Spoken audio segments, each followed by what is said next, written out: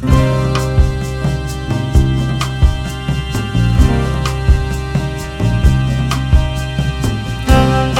buenas a todos, bienvenidos al nuevo Rodan John. ¿Qué tal? ¿Cómo estáis? Bienvenidos al Rodan John de Melancolía, la película del 2011 de Lars von Trier. ¿Qué pasa, John? ¿Cómo estás, tío? ¿Qué tal, Rafa? Bueno, igual no hemos elegido la mejor película como para preguntar cómo estás. ¿Cómo estás? ¿No? Porque forma parte de la trilogía de la depresión de Lars von Trier, de varias de las trilogías que tiene, todas temáticas, ninguna sigue un hilo conductor al uso, ¿no? No es el Señor de los Anillos. Pero esta forma parte de la trilogía de la depresión junto a Anticristo y Nymphomaniac. Y yo creo que es también una de las películas como en cierta forma más redondas o accesibles para poder llegar a Lars von Trier, así que tenemos bastantes cositas que poder hablar y que empezar a trabajar a través de todo lo que crea tanto en imágenes como lo que hay detrás de los personajes. De hecho, yo no me acordaba de este vínculo de esta trilogía. Y me sorprendió cuando lo vi hace poco para el programa, que claro, los créditos también están escritos como a dedito encima de tierra, que eso me recuerda mucho a Melancolía, pero claro, no había hilado yo la conexión con Nymphomaniac y Anticristo.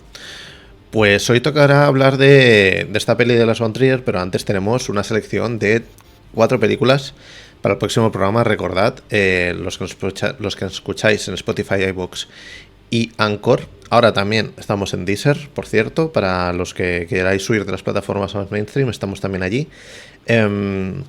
Recordad que tenéis que entrar en nuestra cuenta de Twitter, si hay alguien ahí. Las pruebas dicen que no, pero en Instagram también estamos subiendo el cuestionario de las 4 películas que son las siguientes.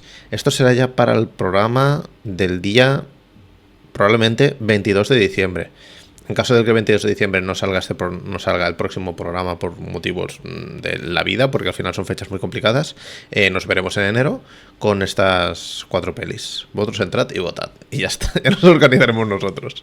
Sí, se va a hablar de ellas. Exacto. No sabemos igual confirmar si es el día 22 o no.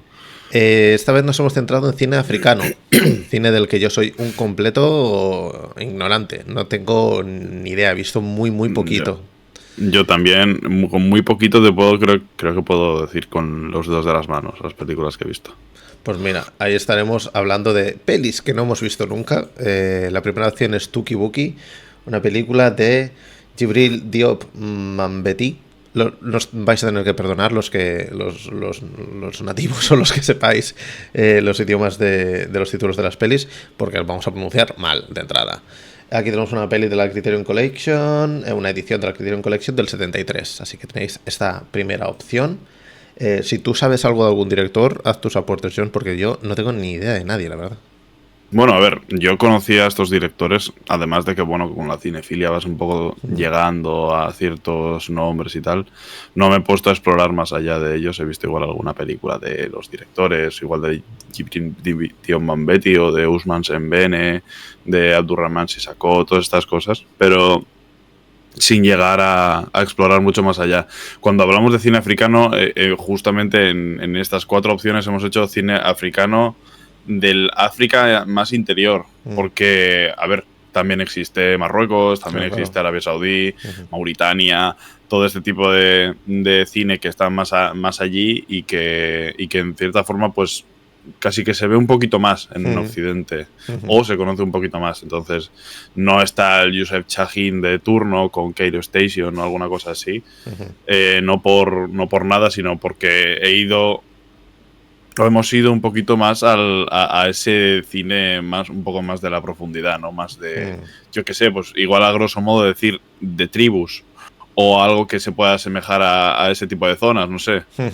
Entonces, pues no sé, creo que es un cine bastante interesante porque de ahí nacen muchísimas cosas y además de una visión realmente poderosa de toda esa zona y una mirada etnológica bastante curiosa en muchos de los aspectos. Es un cine que nunca se tiene en cuenta y que, joder, pues hacer un pequeño altavoz nunca sobra. Tal cual. Los conocí, por cierto, en la antología de el documental este de la Odisea del Cine, o ¿cómo se llamaba? El de Mark Cousins, History of a El de Film, Mark o algo Cousins, así. History of a Film, o no sé, no recuerdo, que tenía un trozo bastante cortito de cine africano. Y habla de estas cosas, ¿no? Sobre todo de lo más mítico y un poquito de lo más submundo de ese cine africano. Y me dio verdadera curiosidad. Pues a ver, tenemos ahí Tuki Buki para adentrarnos a este nuevo mundo, de verdad. También está la opción de Muladé, Protección. Esta película no me pone aquí por quién está dirigida, pero es una película que ganó el premio Una cierta mirada en el Festival de Cannes en el 2004 y tiene pinta de que habla sobre la ablación. Bueno, pues será un tema intenso, probablemente, si os interesa que... Muladé es de Ousmane Sembene. Vale. Ahí tenéis la segunda opción. La tercera es Bamako, una película de Abderrahman Sissako. También pasó por el Festival de Cannes, Gran Premio del Público en París. Es la tercera de las alternativas para el próximo programa. Y la última es Yelen, La Luz, La Lumière, de Suleiman Cissé, Malí. Sí. No sé si lo he dicho bien. También premio del jurado en el Festival de Cannes, así que tenemos pelis reconocidas. Sí, son pelis importantes. De este ecosistema cinematográfico que en Occidente pues no estamos tan acostumbrados a ver por miles de motivos, por nuestro eurocentrismo, por muchos motivos. Y ahí tenéis las 4 opciones. Vosotros elegís cuál os interesa más para el programa de dentro de 2 semanas. Recordad, seguramente el 22 de diciembre, y si no será para enero. Y listo. Entrad en Instagram, entrad en TikTok. En TikTok no, en Twitter. Votad por vuestra película favorita y próximamente nos veremos por aquí. Por el momento, Melancolía, de Lars von Trier, año 2011. Lars von Trier estaba muy pocho, estaba hecho bastante mierda. Dato curioso de Melancolía, que yo no conocía. El papel de Kirsten Dunst lo iba a interpretar Penélope Cruz. Curiosamente, fue la que escogió el cast, o von Trier, pero como estaba rodando Piratas del Caribe en Mareas Misteriosas, creo, se piró. Y lo gracioso es que Dunst ganó un premio muy importante por esta peli. Mejor actriz en el Festival de Cannes. Actuación en Cannes, sí. O sea que ironías de la vida, ¿eh? Esto trae a otra curiosidad, que es una de las cosas más famosas que puede tener en cuanto a polémica Lars von Trier, es el famoso discurso en Cannes de "yo entendía a Hitler". Sí, fuerte, ¿no? Estas no son mis palabras, son palabras de Lars von Trier, pues podéis buscar la rueda de prensa. La rueda de prensa, es que aparte de ese momento es mitológico, porque la cara que pone Kirsten Dunst es historia. Claro, se hablaba además de un hito en cierta forma de la película y la importancia que tenía ya de forma instantánea de las actuaciones y de cómo Kirsten Dunst, al ser una actriz americana y tener un cast bastante americano, ¿no? Porque quieras o no, los Skarsgård también están mucho en la parafernalia y en el círculo de Hollywood, y eso hace que Melancolía llegue a otro punto totalmente diferente, ¿no? Porque más allá de que estén Charlotte Gainsbourg y Kirsten Dunst de protagonistas, pues la envergadura de Melancolía era mucho más grande. Que los Skarsgård está toda la familia casi en la peli, ¿no? Porque están el padre y el faltan muchos hermanos, porque creo que son son como 4 o 5 hermanos. Pero sí está Stellan Skarsgård, está Alexander, que yo no me acordaba, claro, y verla otra vez ha sido como, está aquí toda la tropa. Han hecho un pack, un descuento para toda la familia. Sí.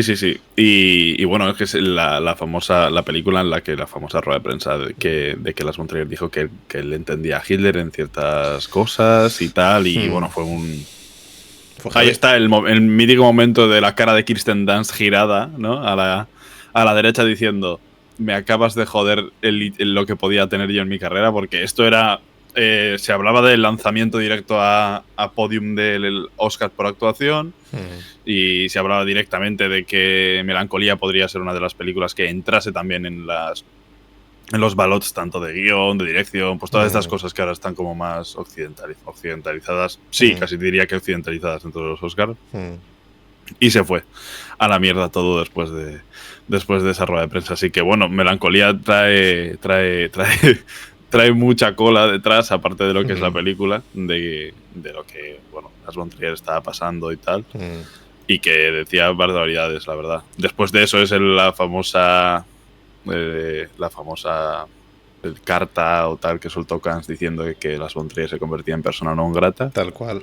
Dos añitos estuvo, ¿no? 2 años o más. Fue 2 años persona non grata y a su siguiente película la metieron otra vez en el festival, pero fuera de competición. Y él fue con una camiseta. Apareció con una camiseta en la que ponía persona non grata. Sí. O sea, sentido del humor tiene el chaval. Que la película que presentaba, si no recuerdo mal, La casa de Jack. Es Nymphomaniac. La Nymphomaniac. La Nymphomaniac. En fin, Lars von Trier, ¿no? Lars von Trier, que será lo próximo, que es lo que decían en Muchachada Nui, en el Celebrities de Lars von Trier. Lars von Trier, que será lo próximo. Es literalmente la filmografía de este hombre. Aquí no me acuerdo de qué película veníamos, pero Melancolía. Veníamos de Anticristo, la trilogía de la depresión viene directa, una detrás de otra.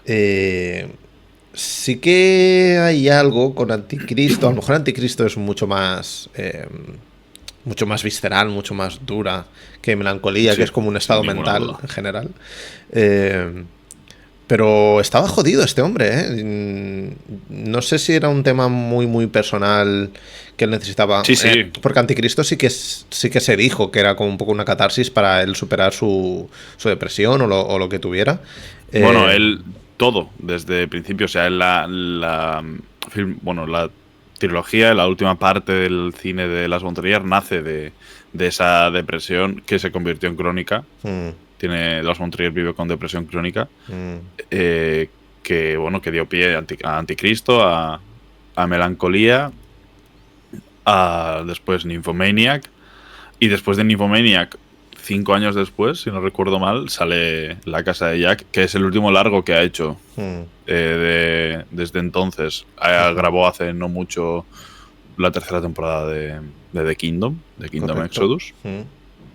Y la verdad que creo que está bastante mal, por lo que se sabe. Es una persona que además tiene un Parkinson bastante severo.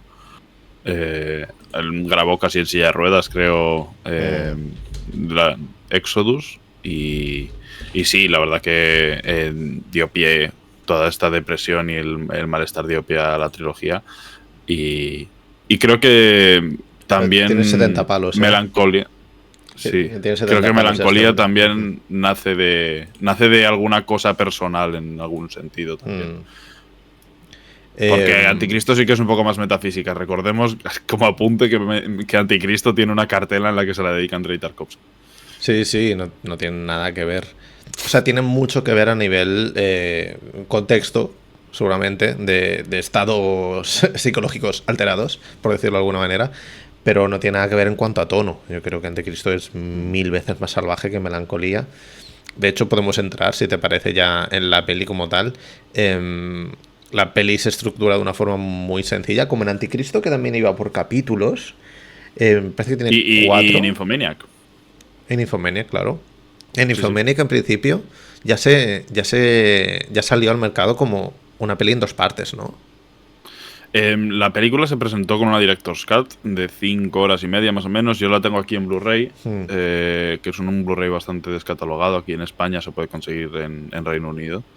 Pero tengo el español y creo recordar que se presentó la película íntegra 5 horas y media en el Festival de Cannes. Creo recordar. Y luego la partieron y la censuraron. Es verdad. Tiene las 2 partes, si no son Director's Cut, que ahora sí que se pueden encontrar las Director's Cut, pero antes no se podían encontrar tan fácil. Y con antes me refiero a hace unos añitos, ¿eh? No, porque Nymphomaniac tampoco no es vieja, es 2013. Sí. Antes estaban la película por 2 volúmenes y cada película eran 2 horas. Eso es 1 hora y media menos de película. Es mucho, ¿eh? Es mucho. Es muchísimo. Y hay ciertas escenas que me parecen bastante importantes por muy viscerales y heavies que sean. Pues lo capitular parece que era algo que necesitaba él en ese momento para explicar sus películas. Imagino que también es resultado de estar mal. Sí. Estructurar algo a partir de piezas porque tienes que parar. Esto es bastante normal cuando la gente pues tiene ansiedad o tiene estados depresivos. Y la peli está dividida en un pequeño prólogo que sirve... No sé. No lo recordaba, ¿eh? Es muy, muy estético ese prólogo para lo que después se viene. O sea, creo que Von Trier hizo esta peli para este prólogo, para rodar este prólogo y para rodar el último plano de la peli. Porque todo lo demás, evidentemente, tiene una intención y tal, pero no, creo que lo que le pone... es algo que ya lo había trabajado también. Porque ese prólogo también está en Anticristo. Exacto. Forma. Le mete muchas horas a ese prólogo con esa cámara ultra lenta y sirve un poco como de resumen de lo que vamos a ver, pero también de un tono estético, tanto en lo visual como en lo musical, porque la banda sonora es toda la ópera de Tristan y Isolda de Wagner, subdividida a lo largo de la peli.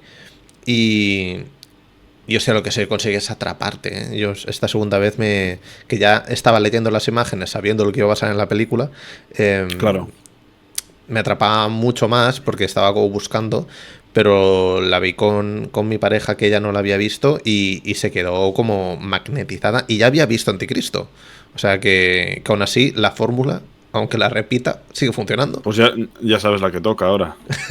Ya te digo, bueno, le pongo Ninfomanía, que entonces ya sí que tenemos problemas serios. A mí es una película que me gusta mucho y que la suelo poner a la gente, pero bueno, conmigo no tengáis nada en cuenta, que estoy un poco loco. Yo tengo un recuerdo muy difuso, porque yo la vi en sala, Nymphomaniac, y para mí fue un shock muy fuerte ver Nymphomaniac en el 2013, o 2013 fue. No sé, veremos el experimento, ya os contaré. El caso empieza con esta especie de tableau vivant, para ponernos así un poco francesitos. Sí, que se presentó en Cannes, lo puedes decir. Tableau vivant. Que al final tiene eso, ¿no? Cuando lo veía con mi chica, ella lo dijo. Dice, hostia, parecen como cuadros en movimiento, ¿no? Y dije, hostia, perfecto, funciona perfecto. Sí, es eso un poco lo que trabaja. También, o sea, y una cosa que acentúa mucho esta sensación de cuadro en movimiento, yo creo que es totalmente voluntaria, ¿no? Es como llegar a un museo y empezar a ver cómo esa obra, mientras más tiempo la estás viendo, más se mueve, ¿no? Bueno, es algo que acentúa, como digo, en La casa de Jack, que claro. Utiliza lo mismo y ya directamente recreando la barca de Caronte o ciertas pinturas de artistas italianos o no voy a ponerme a citar porque igual tengo que citar muchos artistas, entonces paso. Sí. Digo artistas italianos y ya ni sabéis de quién hablo prácticamente. Hay muchas referencias también en Melancolía de arte, muchísimo. Yo no me acordaba que hubiera tanto. Sí. Y en toda su obra, tanto de la música como del arte, es una cosa que trabaja sobremanera. Y es muy curioso como en Melancolía empieza a hacer las rimas desde el principio porque no solamente que sea una película que en los 8 o 10 minutos primeros de la peli la presente en cierta forma entera, ¿no? Tanto fragmentada por los cuadros como por las situaciones que los cuadros muestran. Es como en 10 minutos te digo lo que va a ocurrir en la película y luego te lo hago en movimiento con una forma muy diferente y trabajo los tiempos de una forma bastante radical. Una cosa bastante curiosa, ¿no? Yo solía leer que y eso sí que aparece como, bueno, Letterboxd es mucha chanza, ¿no? para muchas cosas, una cosa que me gusta de verdad, para poderle quitar seriedad a las cosas, porque si todo el mundo se pusiese a hablar de forma hiper intensa de Melancolía, nos morimos. Si yo no estuviese y tú, Rafa, no estuvieses diciendo ciertas cosas sobre la película, tanto desde un poco la broma o desde la anécdota, estaríamos aquí muertos en vida, porque si tenemos que hablar seriamente de todo lo que habla Melancolía, es muy dura. Entonces mejor tomarlo un poco todo con tal, ¿no? Hablaban de que decían, ¿cómo voy a tomar en serio una película que habla de algo tan profundo y tan bien yo creo que hable tan bien de la depresión y que puedas llegar a entender absolutamente todo lo que rodea a estas situaciones es porque no lo está haciendo una persona que ve la enfermedad desde lejos, sino una persona que está atormentada por ella. Tal cual. Al final es una cosa evidente y obvia de que Lars von Trier no estaba diciendo que tenía depresión así porque sí, porque si no, no haces esta película. Pero a lo que iba es que la gente andaba diciendo, ¿cómo voy a tomar en serio esto cuando parece que estás utilizando la cámara como si fuese The Office? Y es verdad. Y es una cosa que me hace genuina gracia porque, a ver, lo entiendo y entiendo para la gente sobre todo que llega a Lars von Trier con melancolía. Claro. O con el cine de los 2010 o lo que sea. Pero si empiezas a ver a Lars von Trier muy desde el principio, no creo que tengas que ir tan lejos. Vete a Su Palma de Oro. A bailar en la oscuridad. Hasta si es una persona que trabaja eso así. Claro, ya hasta si tienes en mente de dónde viene, de Wittenberg, de celebración. Hay mucho de celebración en Melancolía también. Claro, al final los jam cuts son una cosa bastante característica de él. Sí, no los ha inventado él. Al final de la escapada ya lo hacía.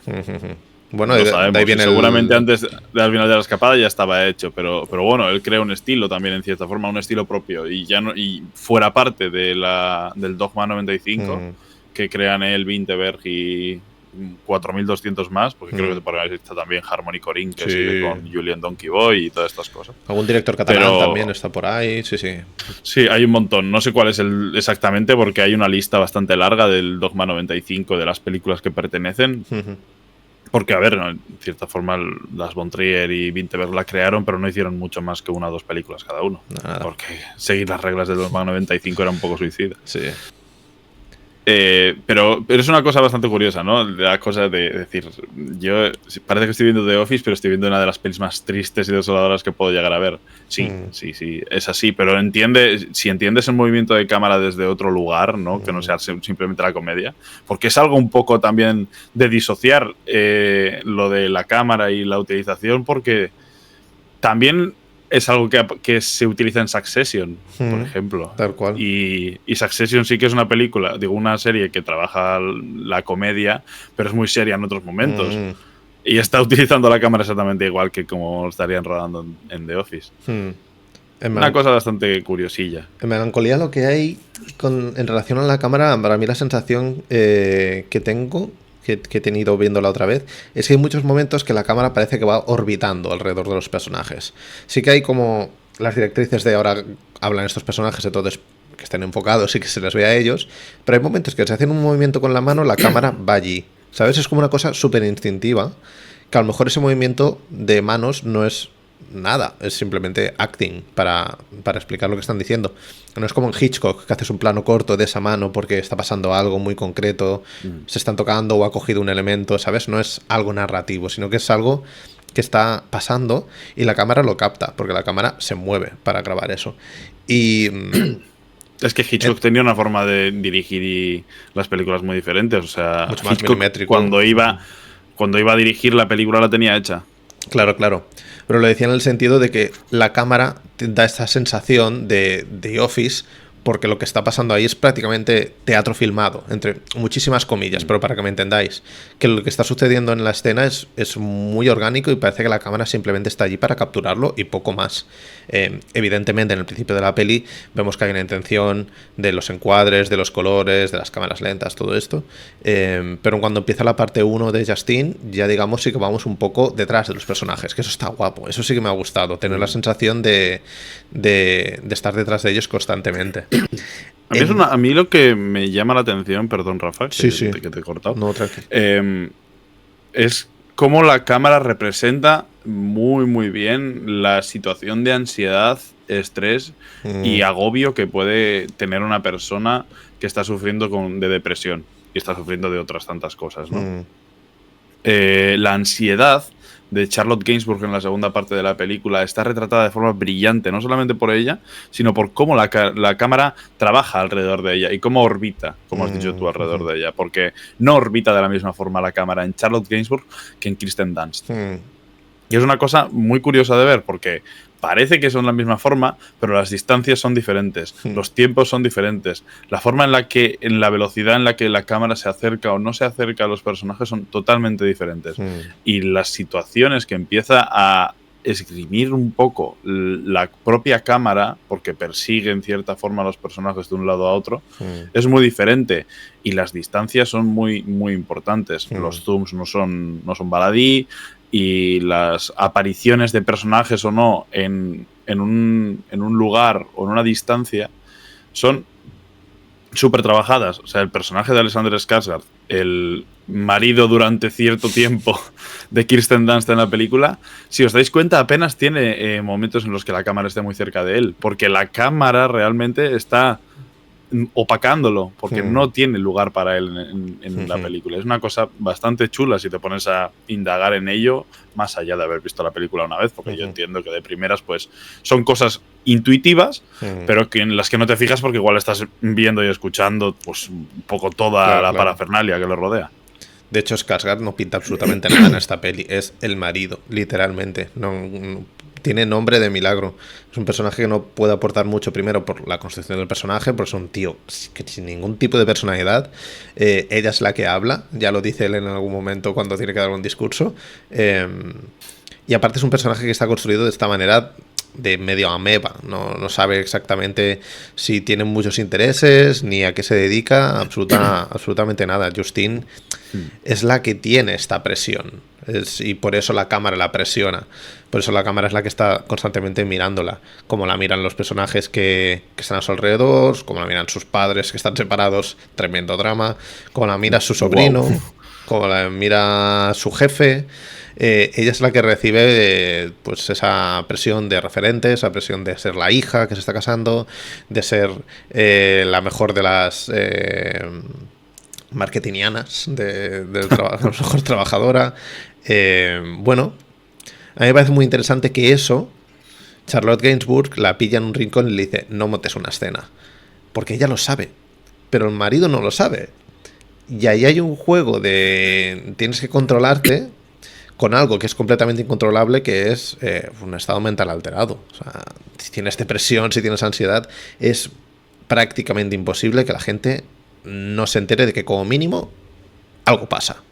Que estés mejor o peor, mira, pero algo pasa. Que es una película además que está como muy disociada constantemente porque no sabes por dónde va a salir. O sea, en cualquier momento puede pasar cualquier cosa. Totalmente. Lo único que queda un poco ahí en blanco sobre negro, por decirlo de alguna manera, es que va a pasar algo, pero no sabes el qué. Justin, hay un momento de la película que después de... Bueno, después... No, es que creo que pasa en varios momentos. Desaparece, se va al campo de golf a mirar las estrellas, que de hecho lo de las estrellas ya se hace la referencia desde el principio, cuando llegan a la boda, que llegan tarde. Ya se mira hacia el cielo constantemente. Ella ya tiene como... Hay un momento de la peli que queda muy claro, pero ya está como ya tiene esta sensación que lo que nos pasa a todos, creo, que es que cuando miras hacia arriba, cuando miras a las estrellas de noche, te sientes chiquito, porque dices, esto es muy grande. O cuando estás, yo que sé, haciendo senderismo por la montaña, depende qué momentos y qué parajes, es fácil tener una sensación de nimiedad, de ser poquita cosa. Y ella lo tiene constantemente. Y durante sus escapadas lo que hace prácticamente siempre es mirar al cielo. Porque ella ya sabe cosas, que también lo dice más adelante. Huye de las presiones constantemente. Cuando hace el discurso del novio ya se pira. En la escena del baile lleva a su sobrino y se duerme con él. Está la escena de la bañera. Está la escena de cuando le mete presión el novio para acostarse con ella, ya se pira y también se acuesta con Tim, con el nuevo trabajador en el campo de golf. Una cosa muy curiosa, para quien no lo sepa, Tim es Brady Corbett. De Funny Games, versión americana. Y yo cuando lo vi dije, hostia, no me acordaba. El director de Brutalist. Claro, el director de Brutalist también. Claro, para la gente que no lo sepa, es el director de The Brutalist. Claro, yo cuando lo vi... Yo que The Brutalist cuesta nada. Cuesta, por si no lo sabéis, The Brutalist creo que cuesta 10 millones o así. Y es ópera prima de Brady Corbett, ¿no? No. Es verdad, había hecho... No, hicimos un ruido de fondo sobre Brady Corbett, de toda la obra. tiene como películas La infancia de un líder y luego Vox Lux. Una película bastante chula. Ambas están bastante chulas. No recuerdo si tiene alguna más ahora mismo, pero... Bueno, de Brutalist, tremendamente recomendable, hay que decirlo.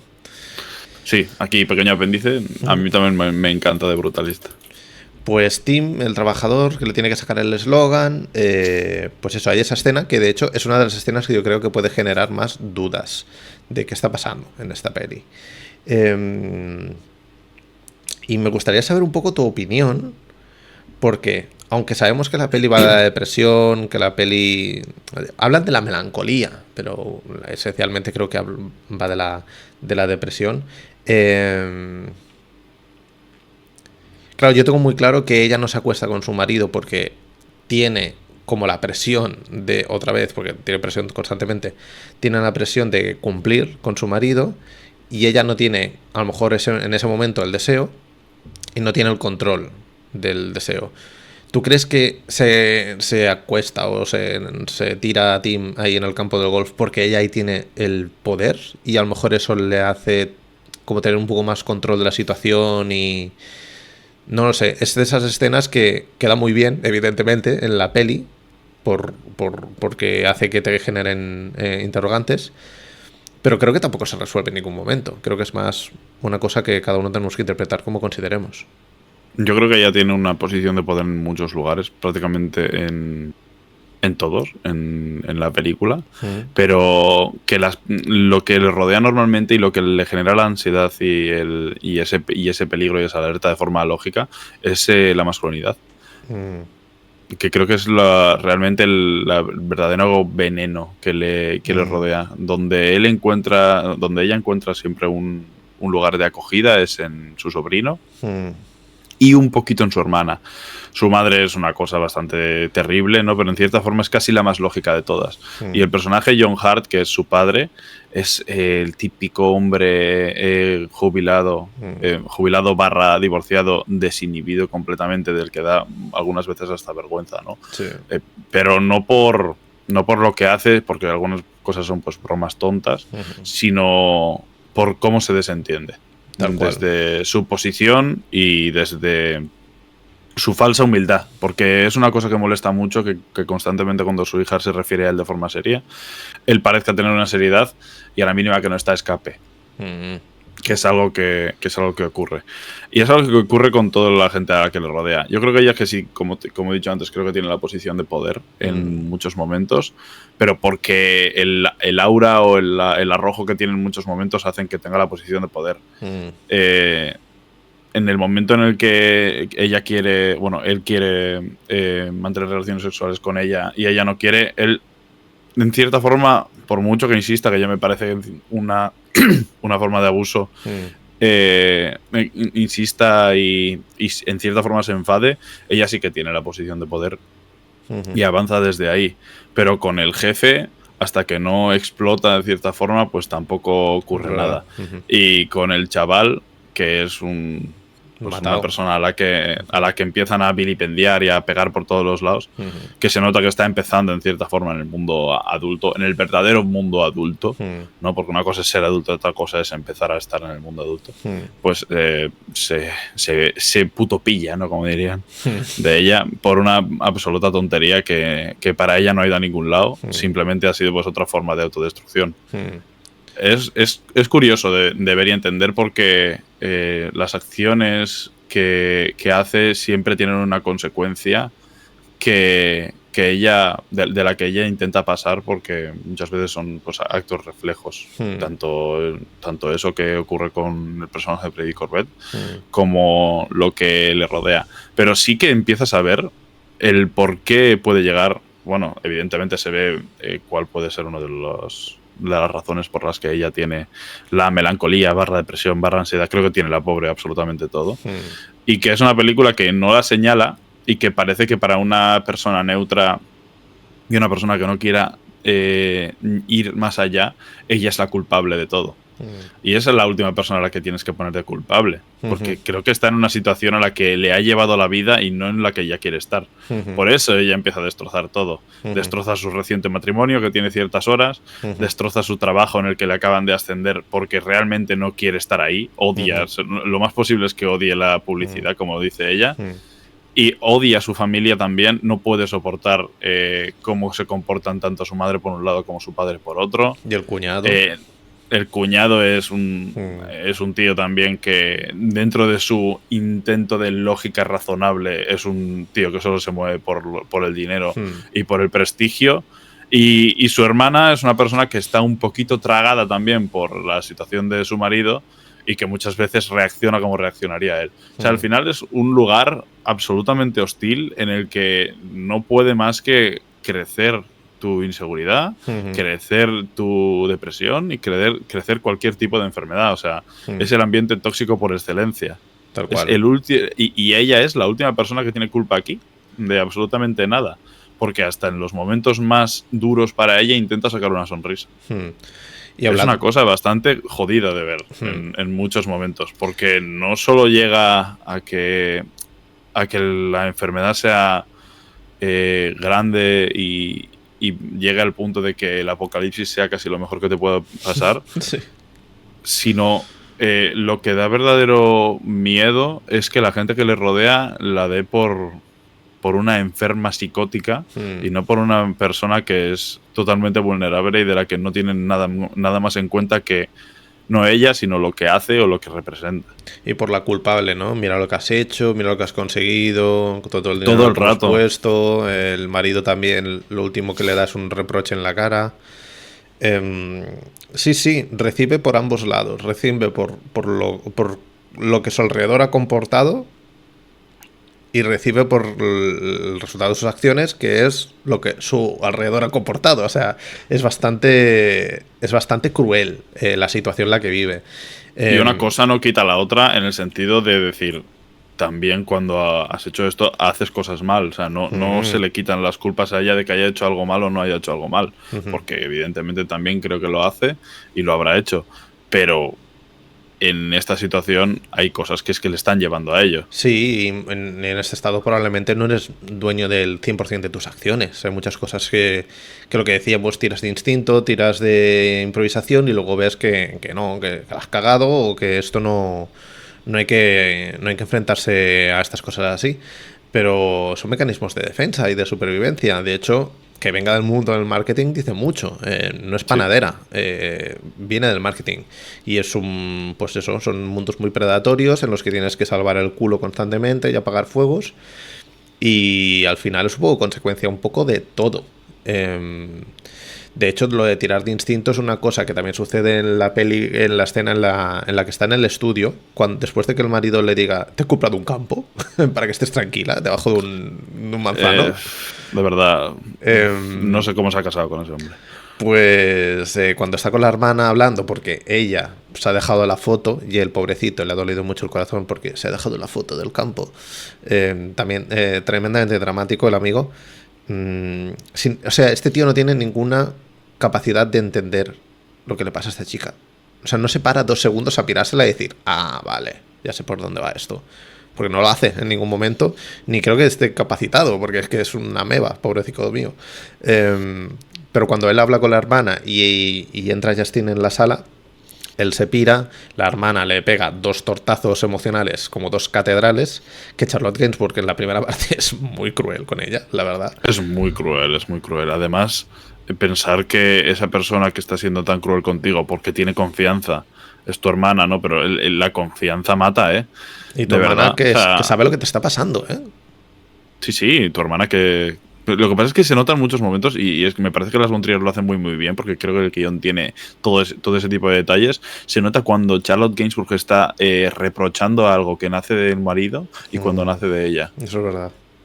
Es muy, muy curioso. La primera vez que aparece Charlotte Gainsbourg es después de 2 horas de retraso porque se les ha ocurrido coger la limusina más grande del mundo en un lugar en el que no entra ni una aguja.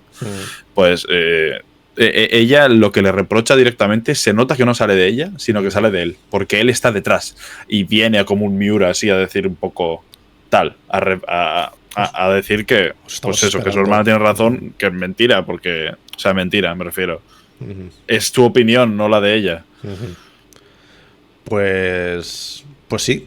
Y en este contexto de cosas aleatorias y descontrol, en la que ella intenta tener el control, pues pasa esto de Tim, pasa lo de cambiar los libros, de los cuadros, como unas ilustraciones abstractas a cosas figurativas que tienen mucha relación con la peli, porque en algún momento se ve imágenes de pinturas de Ofelia, que tienen referencia con lo que hemos visto en el principio de la peli. Hay una de las imágenes, estuve buscando los cuadros, parece literalmente un cuadro, no lo he visto eso, que sea así, pero yo lo he interpretado como que uno de los cuadros es inspiración para la imagen esa de la campaña de marketing, que salen así tirados en el suelo. Pues hay un cuadro que es muy muy parecido, que es de una masacre, de una matanza, de Peter Bruegel el Viejo, que tiene 2 o 3 cuadros en esas ilustraciones en los libros, que creo que es bastante importante para la peli. De hecho, el primer cuadro que sale en la peli es uno de Peter Bruegel, que es Los cazadores en la nieve, que es este de los perros, que sale justo al principio, quemándose. Sí. Pues vuelve a salir en este momento. Hay una cosa muy interesante ahí, que es el Caravaggio, el David y Goliat, David con la cabeza de Goliat, de Caravaggio, que es muy interesante porque ahí he bicheado un poco más. Claro, estas cosas no las sabes si no pillamos a Von Trier y le preguntamos. Pero Caravaggio es un artista muy presente en su obra, en toda su obra. Y aparte, en este caso, el significado que tiene ese cuadro, y que yo no lo sabía, tiene mucho sentido dentro de la peli. El cuadro de David y Goliat es David cogiendo la cabeza de Goliat, la cabeza como tal es la cara de Caravaggio, y el modelo que utilizó Caravaggio para hacer de David es ¿cómo se llama? El aprendiz de Caravaggio, que también se llamaba Caravaggio. Entonces es como Caravaggio matando a Caravaggio, y tiene mucho sentido dentro de Melancolía, que es Kirsten Dunst, Justine autodestruyéndose constantemente.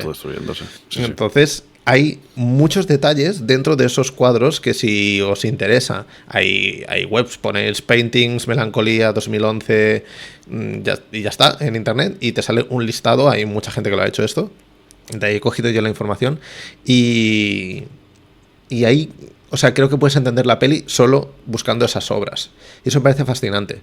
Me parece que, primero, es una muy buena selección, y segundo, que ves de dónde viene. O sea, ves de dónde ha arrancado Von Trier. Ha arrancado de una cosa muy personal, pero que ha buscado lo de siempre, pues intentar ilustrarlo, una cosa abstracta, ilustrarla de una forma visual. Y tomando referencias muy muy claras. Lo de Ofelia está clarísimo al principio de la peli, está en el póster, está en todos lados. Pero eso no lo hace Justine reflexionando. Ella coge un libro, lo abre, lo mete, pim pam pum pam, y al final, pues mira, la improvisación y el querer salir un poco del paso, hay veces que le sale mal, como lo de Tim, que no es una gran idea, la verdad. Follárselo ahí en el campo de golf. No es la mejor idea, ¿no? Pero lo de los cuadros o el cambio este de los libros, por algún motivo, a lo mejor no es algo que le salva la vida, pero sí que es algo que a lo mejor la hace superar ese bache en ese preciso momento en el que su marido ya está indignado con ella y su hermana le ha pegado un rapapolvo. Rapapolvo que sigue después con la madre, que es lo que decías tú. Tremenda madre, madre del año, el desprecio máximo. Sí que a lo mejor es la más práctica y la más pragmática, pero hostia, vivir ya, pero a así... golpe de martillo. Claro, vivir así. No tiene sentido, no puedes... hay gente que puede tener razón, pero es importante saber cómo decir las cosas. Sí. O sea, no puedes decir, ay, oye, no me gusta mucho cómo te queda el pelo así, pero yo creo que si le haces tal, no. Oye, qué puta mierda de corte de pelo, ¿no? O sea, sí, la qué feo, qué mal te queda. Pues son diferentes formas. Las dos van diciendo un poco lo mismo, pero una cosa es cagarte en la otra persona y... Tal cual. O sea, la madre, por ser demasiado sincera, ponemos muchas comillas para los que escucháis en podcast, porque la sinceridad no es eso. Sinceridad no pedida. La sinceridad no es eso. La madre, por ser demasiado directa o sincera, como queréis llamarla, y el padre, porque es un escurridizo de cojones y a la que puede se pira.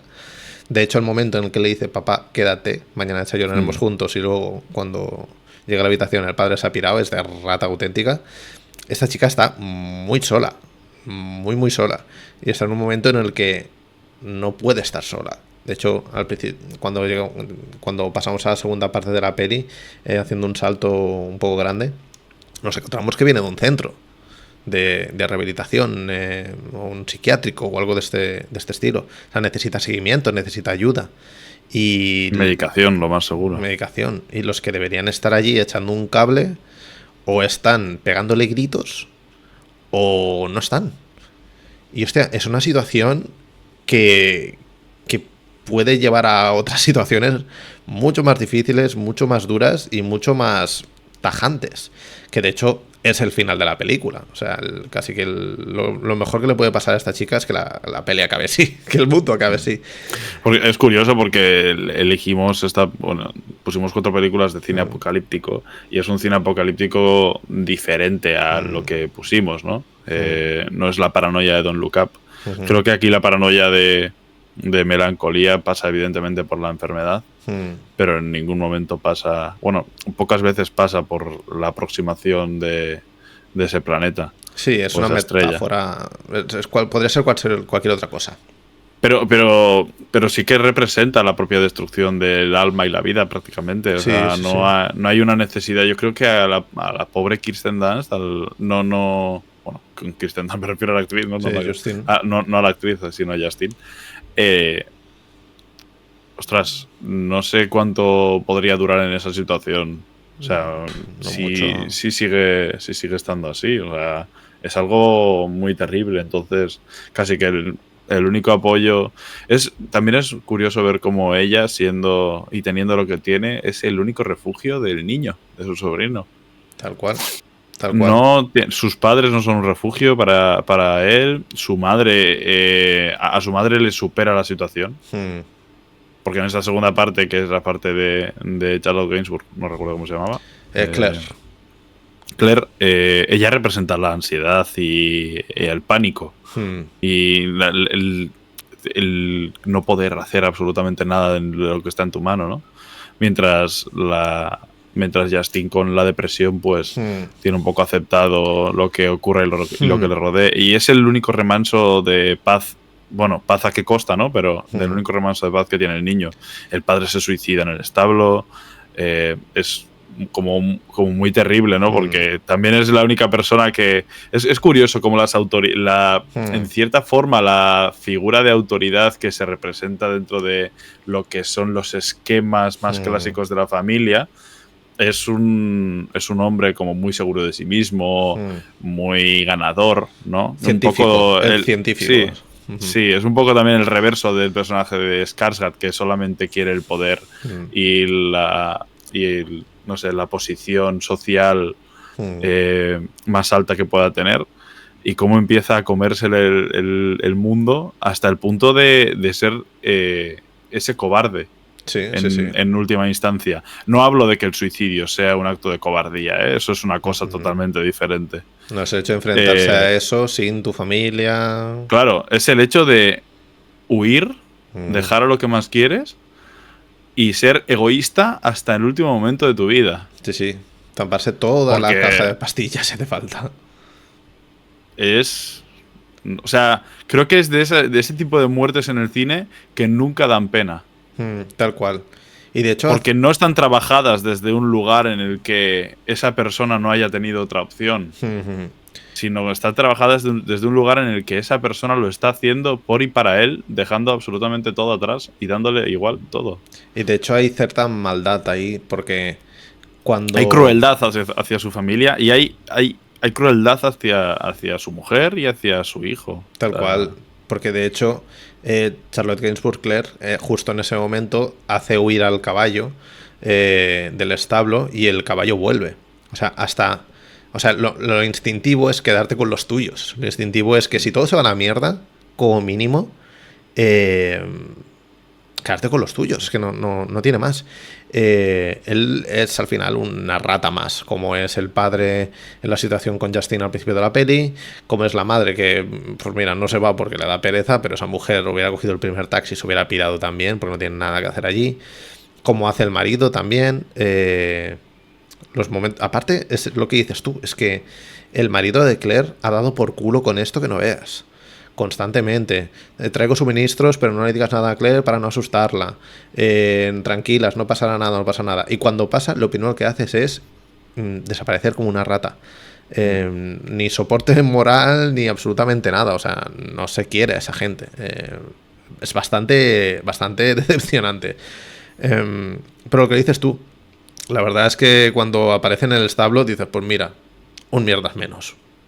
Como espectador, no has conseguido generar ningún vínculo con él porque también Lars von Trier no lo quiere que generes ningún vínculo con él. Pero sí, no supone ninguna pena. Yo una de las cosas que has comentado que sí que tengo un poco de duda es, Justin sí que tiene una enfermedad, está claro. Tiene depresión, tiene ansiedad, tiene melancolía, tiene lo que como queramos llamarle. Pero Claire técnicamente no tiene nada. Parece que le viene, ¿no? Con ese anuncio del final del mundo, como que poco a poco se le viene el mundo encima. No es prácticamente lo mismo. Lo que pasa que una cosa está catalogada evidentemente con una enfermedad mental que viene con, pues eso, por un proceso químico que no sucede en el cerebro y te lleva a ese estado mental. Y en cambio lo de Claire no viene por un proceso químico, pero también viene por un factor externo del que ya no tiene ningún control. Es como hablar de la misma cosa desde dos puntos de vista diferentes, ¿no crees? Sí, y hablar de síntomas y de cosas que ocurren en diferentes puntos, ¿no? Es casi como si una persona ya estuviese en un estado bastante avanzado de depresión o en un estado muy avanzado de enfermedad de cualquier otro tipo y ella estuviese, en cierta forma, no entrando, pero sí desbloqueándolo. Yo creo que el personaje de Claire es en muchos momentos una persona que decide no priorizarse en ningún momento a ella misma. Y al no priorizarse a ella misma en ninguno de los sentidos, las cosas se quedan un poco catalizadas. Ya. Pero catalizadas que no vale para nada, porque las situaciones de ansiedad, las situaciones de riesgo, las situaciones que llevan al límite, sí que sacan ese lado más triste y ese lado más dolido, ¿no? En cierta forma se entiende que ella, viendo la familia que tiene, porque es la misma familia que Kirsten Dunst, lo que ha hecho es intentar arroparse en la suya misma y suplir todas las carencias que le han venido desde una enseñanza o desde una familia y un entorno muy tóxico a apoyarse completamente en un lugar que considerará como su nueva familia o su familia de verdad, que sean su hijo y su marido, pero que a la mínima que empieza a salir de ahí le empieza a llegar todo lo que sufre y lo que ha estado sufriendo. Al final es te das cuenta de que es una persona bastante dependiente de los demás y que eso le da un grandísimo problema a ella por todos lados, que explota en la segunda parte de la película cuando algo totalmente externo, inalcanzable, empieza a acecharla. Entonces sus prioridades desaparecen y se centran solamente en esa familia que ha creado ella, pero cuando ve que le empiezan a abandonar o le empiezan a hacer luz de gas, tampoco puede tener confianza en ellos. Claro. O cuando se da cuenta de que todo esto es demasiado gordo como para solucionarlo, cuando no tiene ningún tipo de escapatoria. Claro, cuando ya no hay forma. Que al final lo único que ofrece es como vamos a tomar una copa las dos en la terraza mientras llega esto, pues que tampoco no puedes hacer mucho más. A mí esta reflexión me ha venido como muy a posteriori porque me da la sensación que también la madre bebe de eso. Como que la madre también tiene algún tipo de problema psicológico que lo que decías tú, que a lo mejor lo tiene, pero está recluido. A lo mejor lo que estamos viendo es como una especie de cosa heredada, ¿no? Bueno, la madre yo creo que es su forma de reaccionar a todo esto es desde la crueldad. Más que también tenga un cuadro psicológico tocado. No, yo creo que también lo tendrá, pero hay muchísimo rencor en sus palabras y en sus acciones. Lo digo porque la cosa esta de que todo está perdido también se le ve un poco a ella. A ella no le importa absolutamente nada porque al final nos vamos a morir todos, ¿sabes? Esa reflexión es como que también la tiene. Es como si esa vida que quería construir con la persona que pensaba que era el hombre de su vida, ¿no? Su ex marido, hubiese sido destrozada. Tiene toda la pinta que por cómo son cada uno habría una infidelidad, habría alguna cosa, porque bueno, la forma que tiene él de relacionarse estar con las mujeres sí. y relacionarse con la gente es, pues eso, tu tío el casposo que no ha tenido nunca pareja. Pero yo creo que también en sus palabras hay mucho rencor y mucha tristeza que al final va directamente a quien desgraciadamente menos tienes que hacer sufrir, que es tu familia, pero que como es tu familia te crees en la potestad de poder tal cual indagar y dar y dar y dar. Pues sí, a lo mejor Claire también está en ese punto, a lo mejor no tan pronunciado como Justine, que en esa segunda parte sí que ya vemos que está en la absoluta mierda. Hay un detalle que me gusta, entre comillas, creo que es bastante representativo, no me gusta evidentemente que Justine esté así, pero hay un detalle que creo que Bondrier lo apunta muy bien, que es el tema del pastel de carne. Cuando le hace el pastel de carne Claire diciéndole te echo tu comida favorita, ella sonríe, ya ha venido del psiquiátrico, ha estado encerrada en la cama, no ha podido meterse ni en la bañera, y en ese momento sonríe, se lo mete en la boca y dice, sabe a ceniza, y tal como lo dice Kirsten Dunst, a mí me destroza eso, porque ya es como lo único del planeta Tierra que me mantiene aquí, que me gusta, que es mi último refugio, que esto pasa mucho, por lo general pasa con la comida, con las ansiedades y todo. Esto es el último refugio en el que tienes ese chute de dopamina que durante 5 segundos como mínimo eres medianamente feliz. Que lo diga así, tío, el sabe a ceniza, ¡buah! Es bastante demoledor. Y eso, y vemos, yo veo ya a Claire al final del bloque de Justine, cuando ya le dicen lo de las alubias, que dice, esto es una completa trivialidad, ya me la suda todo. Ahí ella empieza a bajar duro. Y ya en la segunda parte, pues porque está el sobrino, porque si no, no hay absolutamente nada de luz, lo que decías tú. El marido se suicida. No hay nada a lo que agarrarse. Claire está cayendo al abismo en vertical. Yo creo que Justine ya está al final del abismo y casi que, bueno, lo vemos en el momento en el que ella se desnuda en medio de la noche. Ese momento de aceptación 100% puro, haz conmigo ya lo que quieras. Es un alivio, creo, para Justine que se acabe ya el puto planeta Tierra. Para Claire, pues claro, está el terror, el miedo, está el tema de los caballos que no cruzan el puente, porque ¿para qué? Vamos a huir, si vamos a morir todos. Hay una cosa ahí constante de... ya no de si aceptación o sumisión, a lo mejor Justine está aceptándolo o lo ha aceptado, Claire está intentando, pues eso, hacerse sumisa a la situación, pero no puede, lucha constantemente con lo del alambre en el pecho, que es algo como muy, ¿sabes? Es una cosa muy física, que coja el palo con el alambre y se lo ponga así. Es bastante... Me lleva un poco a estas pseudociencias o algunas religiones en las que tienes que mirar hacia arriba como para... Parece que está rezando, ¿no? En muchos momentos, cuando se pone el palo, está como rezando en plan que esto no suceda. Y poca cosa más, es que se ve que poco a poco todo el mundo se va pirando. El señorito, o el, no sé cómo le llaman, uno de los trabajadores, el maestrito, no sé cómo le llaman, le pone un nombre así, un diminutivo. Sí, sí. No ha venido a trabajar, o sea, ya se ve que todo el mundo está campiqui-pugui. Y listo. El marido se pone nerviosito, se va a los caballos.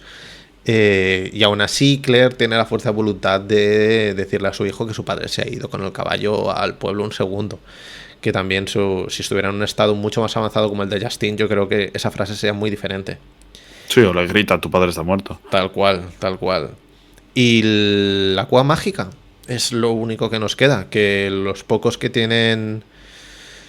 No sé, al principio de la peli se ve los 3 personajes caminando en el jardín de delante de la casa y se ven como 3 lunas muy diferenciadas. La de Justine se ve una luna llena azul y la de ellos dos se ve como una luna mediana Justine tiene azul llena, el niño tiene azul, o sea, llena blanca y Claire tiene como una luna partida en blanco. Como son 3 estados diferentes, pero que al final es esencialmente lo mismo, los estados de la luna. Y como el crío, que es el único al que se le puede Es el único puro ahí. Es el único al que se le puede decir, nos metemos en una cueva mágica y todo irá bien. Pues se hacen la cueva y se meten.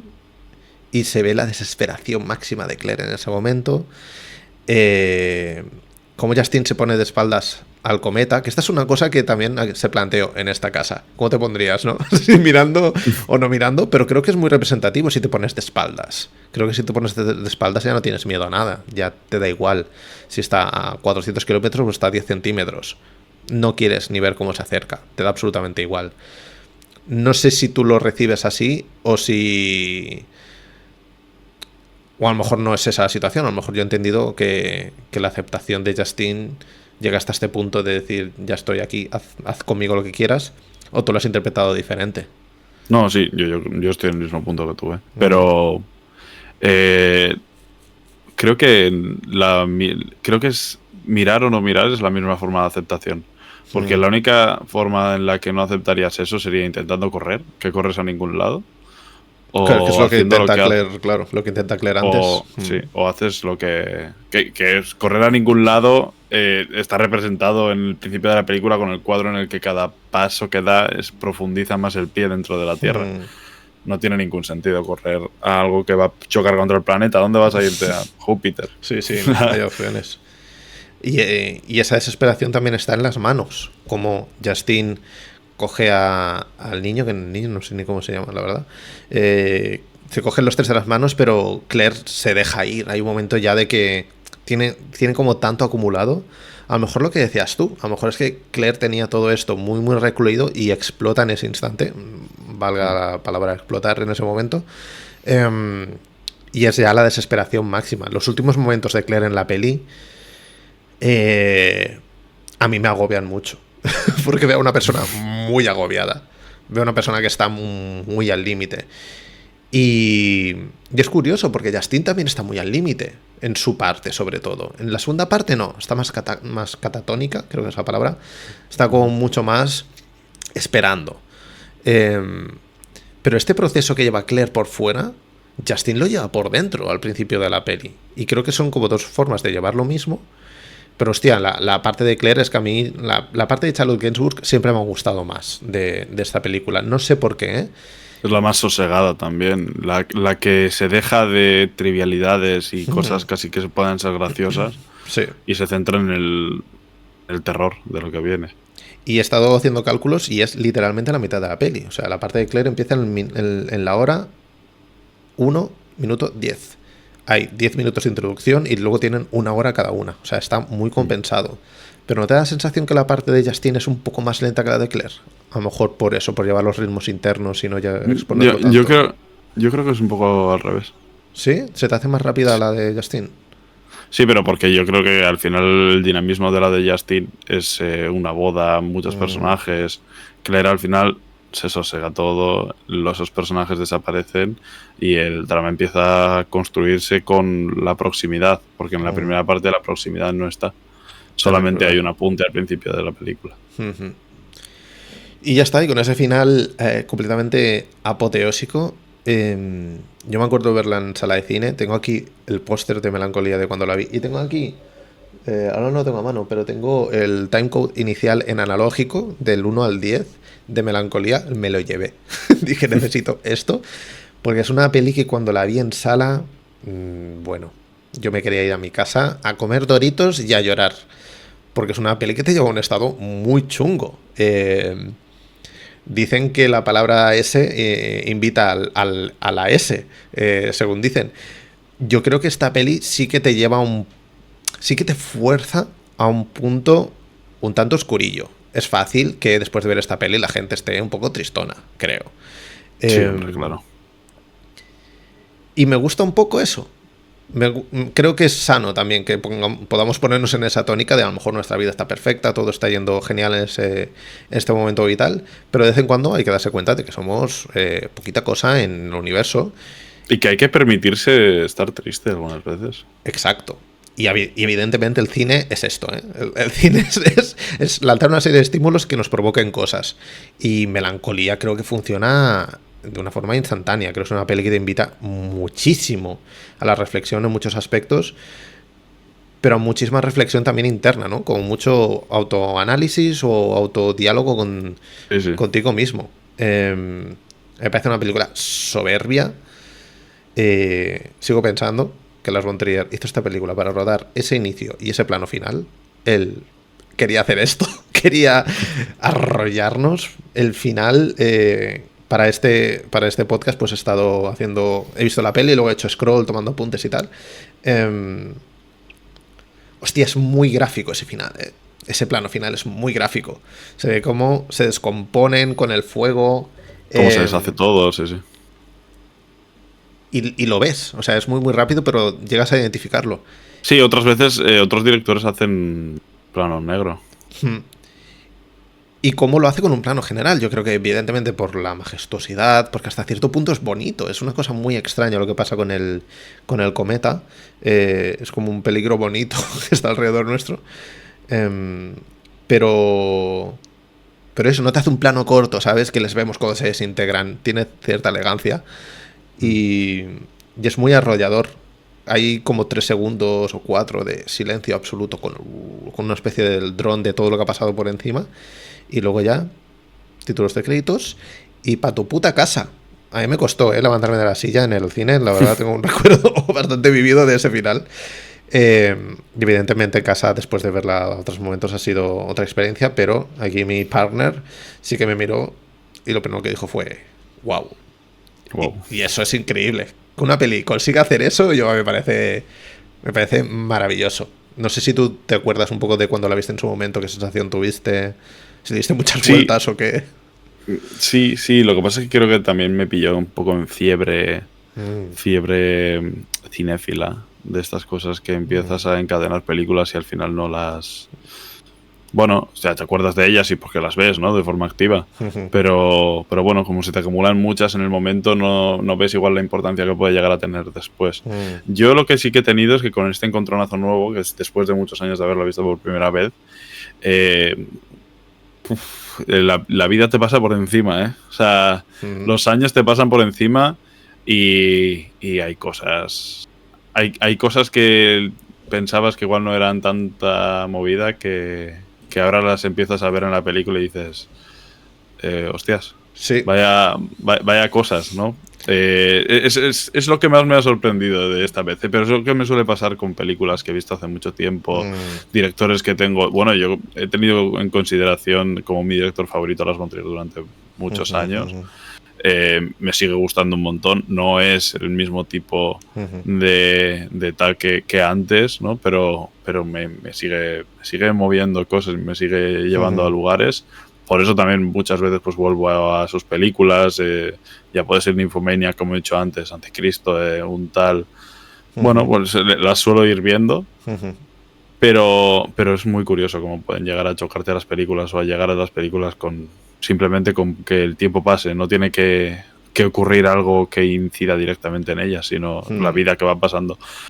Me ha dejado un poquito torcido porque tú crees que las cosas no han cambiado y hay veces que leer un libro otra vez, escuchar una canción otra vez o ponerte a ver una peli otra vez que te ha gustado mucho, que has significado para ti en algún sentido, empieza a coger unos matices que algunas veces quieres hasta quitarla, ¿eh? Tal cual. Y es una peli que también, siendo pre-COVID, es bastante post-COVID. O sea, ver esta peli... Sí, es ese tipo de película apocalíptica que se ha ido haciendo después del COVID, la verdad. Sí, que eso no lo había pensado, pero sí que es verdad. Una peli potentísima que yo creo que vas madura. O sea, cuanto más maduras, la peli madura contigo. Tiene 15 años esta película, ¿eh? Es fuerte, ¿eh? O sea, ha pasado mucho tiempo. O sea, el año que viene hace 15 años y... que no sé, 15 años, ¿eh? Sí, y sigue hablando de muchas cosas que son muy actuales y yo creo que serán actuales durante mucho tiempo. El miedo a perderlo absolutamente todo, el fin de la humanidad, las enfermedades mentales que encima se han potenciado también después del COVID. Claro, lo que ha crecido esto, desgraciadamente, y bueno, esto tiene un punto positivo que se me entienda a lo que me voy a referir, de que ahora la gente no tiene miedo de decir y no tiene miedo de hacer saber de que lo está pasando mal, porque es algo que antes se escondía y se agravaba todo mucho más.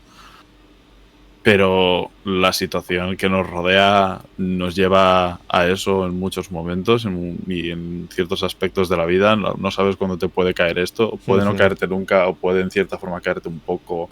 O, bueno, simplemente quien haya sufrido de algún ataque de ansiedad o algún ataque de pánico o cualquier momento de estrés o ansiedad en su vida sabe que no es la cosa más cómoda del mundo. Se pasa muy mal y... Y claro, empezar a ver una película así y empezar a ver que hay gente que puede abrirse a través del cine para decirte en algunos momentos que no estás solo, que también hay gente que lo sufre. Pues el COVID creo que nos ha hecho mucho daño a todos en este sentido y casi de una forma u otra. Es curioso porque algunas veces tú piensas que no te ha hecho mucha cosa el COVID o lo que sea, pero de una forma u otra hay veces que una cosa totalmente normal en tu vida te hace una reminiscencia terrible a lo que no pudiste hacer y no a lo que has hecho. Sí, está ahí. Yo creo que ya nuestra generación, que ya éramos mayores, digamos, al vivirlo. No digo que evidentemente con 50 años también lo has vivido y eres mayor, pero quiero decir, los que nos hemos criado un poco con esto, esa sensación un poco de que en cualquier momento puede caerte un sopapo, está en el aire. Es que todos los momentos vitales en los que hemos estado, ¿no? A mí me pilló estudiando fuera de casa en mi primer año. Claro. O sea, yo había ya hecho un grado superior y me metí a una carrera y el primer año fuera de casa me pilla esto. Dices, ¿qué hago? Sí, es una experiencia... Que parte por el medio la vida entera. Tal cual. Por eso creo que Melancolía, después de todo este proceso que hemos vivido como humanidad, podríamos decir, es una película que no sé si se ha reformulado, pero seguro que se ha potenciado. Y es más fácil entenderlo todo. Y así lo habéis querido vosotros, que nos pusiéramos en este jardín, en este lago en el que nos hemos deslizado, como Kirsten Dunst, hundiéndonos progresivamente para hablar de Melancolía, peli potentísima, como decía John, seguramente de las pelis más accesibles de Von Trier para meterse en el mundillo de Von Trier. Si os ha gustado Melancolía, os recomendamos encarecidamente que sigáis con... Bueno, si queréis cambiar un poco de tono, ved La Casa de Jack, por ejemplo, que es muy buena peli. Es una peli bastante divertida. Lo que pasa es que una peli... La Casa de Jack es una peli... Aquí como apunte, ¿no? Que igual no es la mejor opción verse La Casa de Jack después, sobre todo por lo autoconsciente y por lo autosatírica que es hacia la persona de Lars von Trier. Y es que hay un momento en La Casa de Jack que hay un montaje con sus pelis dentro de su peli. Eso está guapísimo. Por si no te habías enterado de que hablaba de él, habla de él. y en Infomaniac también tiene una cosa muy curiosa. Y es que hay un momento en el que él directamente pone la cámara en un espejo y se refleja a él. Y la gente decía al principio, joder, qué error, ¿cómo puedes por favor hacer esto? Perdona, pero no te estás enterando de que está hablando literalmente de una cosa bastante terrible y levanta la cámara para que digas, que estoy hablando de mí, ¿vale? Soy yo tal cual. Sí, pues a lo mejor no son las mejores pelis porque hay mucha meta. Lo decía más por castings, porque son más modernas también. Sí, pero que entren por ahí. Ved a Von Trier. Si queréis empezar por Los Idiotas, os lo vais a pasar de puta madre también. Por ejemplo, Los Idiotas es su película de Dogma, así que eso podríais ir por ahí. Pero bueno, otra de las grandes películas de Von Trier y de las que se han puesto, esto me parece muy curioso, ¿no? Pero a casi todo el mundo en filosofía o así en el instituto alguna vez le han puesto Dogville. Es que Dogville es muy buena peli también. A mí me pusieron Dogville en filosofía, pero yo creo que mi profesor de filosofía se sacó el curso en la tómbola y no tenía absolutamente ni puta idea de nada y pues dijo, pues mira, me voy a quitar un mes de curro y voy a poner una peli de 3 horas en clase y luego ya no, y luego voy a pasar de ella, que es lo que hizo. Pero pues bueno, pues podéis ir viendo por ahí. Yo creo que si habéis visto Melancolía y os ha gustado y está bien, la trilogía de la depresión. Ir a Anticristo y ir a Infomaniac. Si de esas salís vivos, tenéis el estómago muy fuerte. A ver lo demás. Pues sí, ahí lo tenéis. Lars von Trier, para todos ustedes. Ha sido un gustazo hablar de Melancolía. pequeño revival para personalmente. A mí también, ¿eh? Muy, hace años que no me metía a ver a Von Trier así. La verdad que muchísimas gracias por escoger vosotros la película y muy buena elección, la verdad. Vamos a pasar a las próximas películas. Recordad, nos vemos para el último programa del 2025 o el primero del 2026. Lo anunciaremos en redes sociales y hablaremos de cine africano. Tenemos a Tuki Buki, tenemos Mulade, Bamako y Yelen. Tenéis las 4 opciones en TikTok, lo tenéis también en el Instagram de Rafa.romu o de John, que es John San. SK8, sí. Está en privado, así que aceptaré a la gente que conozca, lo más seguro. Pues ahí nos tenéis, nos podéis localizar y también podéis votar por vuestra película favorita. Y eso, pues nos vemos en el siguiente episodio. Que vaya muy bien. Fin de año, si nos vemos en 2026. Y si no, pues celebraremos con vosotros el final del 2025. Siempre un placer, John. Nos vemos en el siguiente. Igualmente, Rafa. A cuidarse. Chao, chao. Chao, chao.